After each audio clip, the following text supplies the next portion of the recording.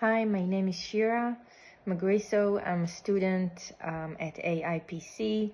My student number is AIPC 017424. And this is practical 1A. It's part B, the reflection of the role play with my client Michelle. So the things that I wrote on my notes, I wrote some dry details about Michelle just to keep in mind, to remember the situation, the names of her family members. I wrote what we talked about, feeling that she's feeling stressed, feeling confused, needs to make a decision quickly regarding her studies.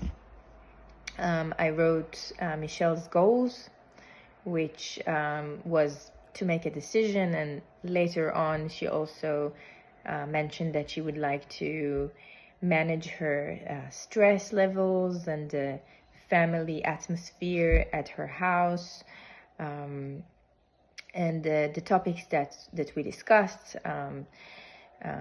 how Michelle explored different options. I wrote down the different options that she talked about for what could help her in regards to her studies, how she can find more time to do so.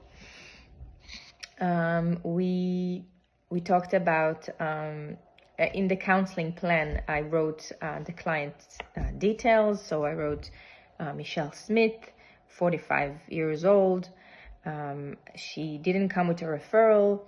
It was her first session. We talked about her concerns, wanting to advance in her career, but having the difficulty of time management, being a mom and being a wife and a full-time worker, and how she has different options that will help her find more time, and how each one has advantage and disadvantage, which eventually we found the best one for her, which is to speak with her partner about him taking more responsibilities, to clear out some time for her in regards to house chores and being with the kids. And then we talked about more practical issues. For example, when she would talk with her husband. So I mentioned that in the counseling plan. I wrote that she will talk to her husband on the beginning of the week, and she will clear out 5 hours each week for the studies. I wrote how we're going to monitor that. So we agreed with Michelle to do every 3 sessions a review and satisfaction survey, and to see if what we agreed on is working. I think my counseling went well in the way that I normalized her feelings. I acknowledged her feelings. I acknowledged her confusion and emotional state. I led the conversation quite okay.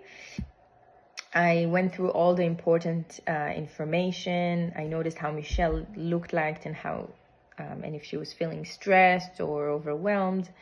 And I used the techniques that we learned about communication. So I think in that part it went well.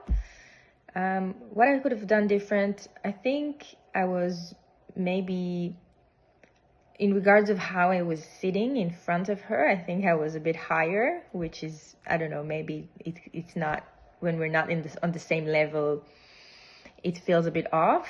I'm not sure. I think I nodded a lot. Maybe I could have given more space for her to feel her feelings and stay with her feelings, but I think I quickly took it to a practical level of how we're gonna work through it and find solutions. So yeah, I'm thinking that maybe next time I will just leave more space for her to express herself, and especially when it's a person-centered approach. yeah, but I think Michelle was able to empower herself during the session, because she came out with the options for solution, and she came up with the best option for her to find time for her studies.